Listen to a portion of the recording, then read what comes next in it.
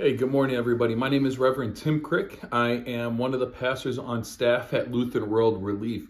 I am ordained in the ELCA, and now I live out my calling doing this with congregations. Officially, my title is Senior Advisor for Congregational Engagement. What that means is I work with congregations who have chosen to share their love and generosity with our vulnerable neighbors around the world. And I do that with congregations in the Northeast. That means New Jersey and up, because I live and I come to you from my living room in Dover, New Hampshire. I also work with congregations in the Midwest because I'm from the Chicago suburbs, and I served a congregation in Appleton, Wisconsin for about 10 years. And so much of the Midwest means Ohio, Indiana, Michigan, Wisconsin, Illinois, and Missouri. And I get to go to all of Texas. But I come to you this morning to say thank you. You come from so many churches, and I don't know how many years you've been doing it. I bet you there's somebody there who's been doing it 50 years. But you faithfully have gathered with your siblings in Christ to share your love with our vulnerable neighbors around the world. You cut, you sew, you pray, you stitch, you laugh, you box, and you give. You give of your faith and you give of your love because you know the world doesn't work right and you want to do something about it. Thank you for choosing Lutheran World Relief and our quilt program to do something about the heartache, pain, and suffering that you see in the world. I just want to take a few minutes and tell you about the impact you have had and how you are easing the suffering and bringing hope to people around the world. But real quick, Lutheran World Relief has been around since 1945. We began in the aftermath of World War II. With Lutheran congregations all across the country wanting to help rebuild the lives of our neighbors in Europe who had it destroyed because of the war. Since that time, we have now grown and are in close to, if not over, 33 countries around the world. That could be a place in which we're just delivering quilts and kits.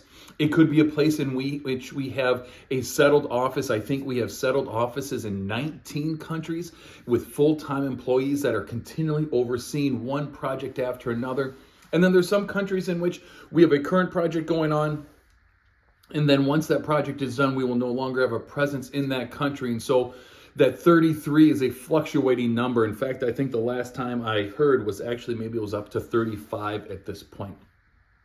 And next year, there will be actually one more country that is not highlighted on that map, and it'll be the United States. Because here in just these last couple of weeks, we have expanded our programming, our work, because of the generosity and love of people like you. We actually have the capacity to respond to disasters that are happening here in the United States. And so with Hurricane Helene and Hurricane Milton, we have delivered quilts and kits. So thank you for giving us the ability to respond to even more areas around the world in which disaster has stricken.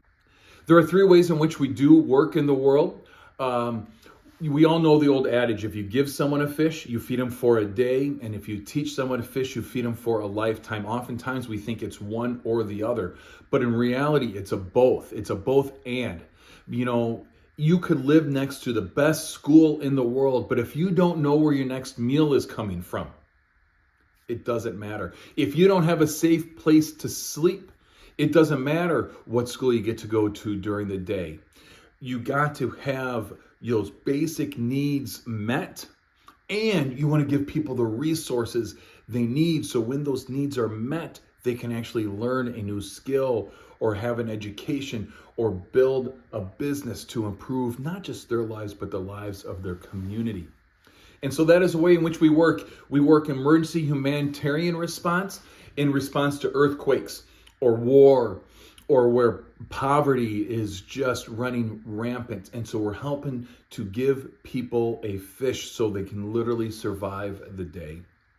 Quilts and kits come along with that also, right? Is providing people those basic human dignity items that so many of us take for granted, that if we want a new blanket, we can run to Target. If we have long fingers, fingernails, we can go buy clippers.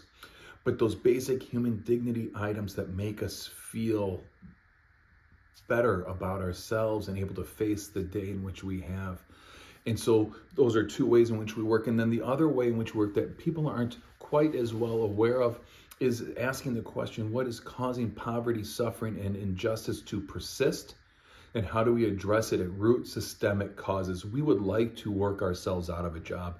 We would like to live in a world in which Lutheran World Relief does not need to exist.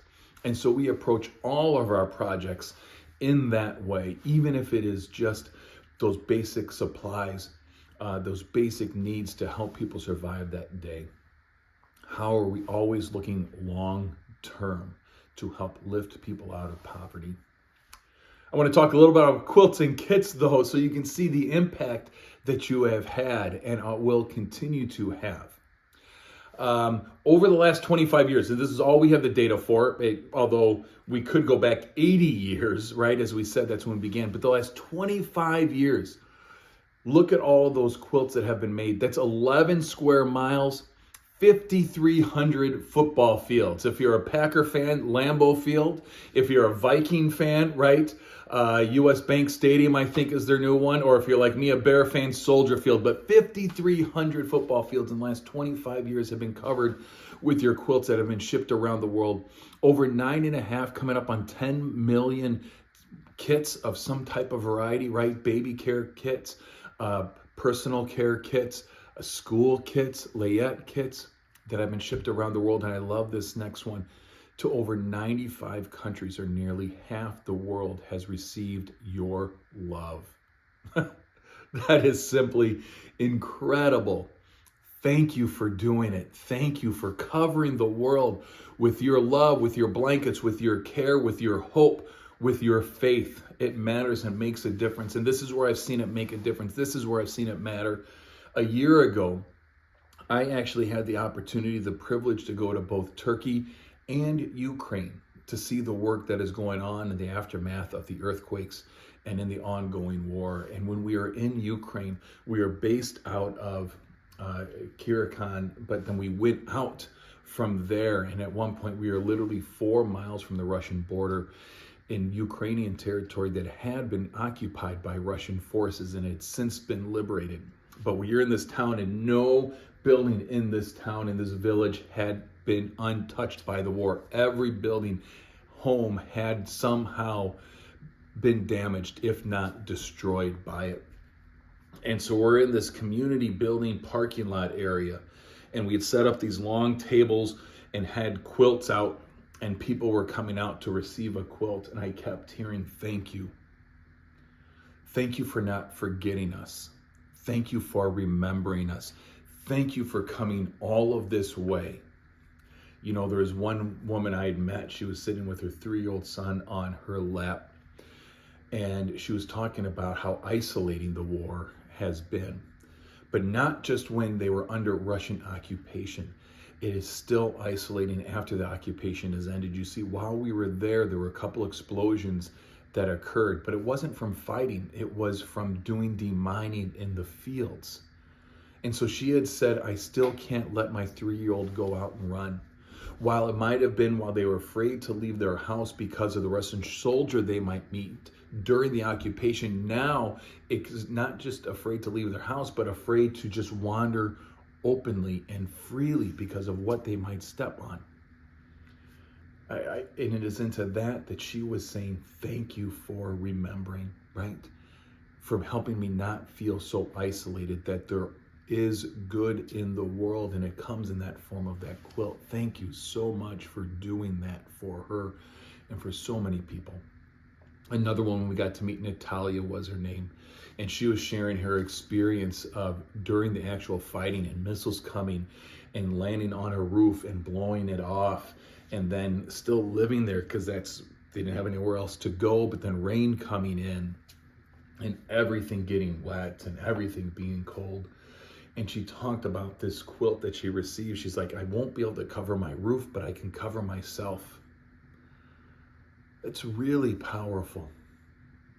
You know, being able to cover herself in love, in hope, in this quilt that you all have made that has been shipped around the world. You know, how many Natalias are around the world that have received something like this? And it doesn't solve their problem, but it helps them believe they can face the situation that they are in. that it helps them to breathe easier. I was talking to one gentleman.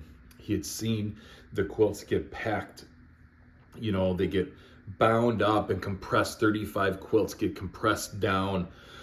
And it's almost like they've taken in this big breath of the love that the quilters are given as they can compress down and bound up and bagged. And then when they get delivered and they get opened up and those binders get cut, it's like they get to breathe out. And they get to bring that breath of you to that breath of them. It really was just a beautiful moment. I hadn't thought about it that way before, but I think that is so true, what that quilt represents. And so I just want to say thank you. Thank you for continuing to gather, whether it's been once a week, once a month, on Tuesday morning or Thursday afternoon. Thank you for the way you have laid them over the pews in your church and prayed over them, so they might bring hope and comfort to our neighbors around the world. Thank you, and please keep doing it. It is needed.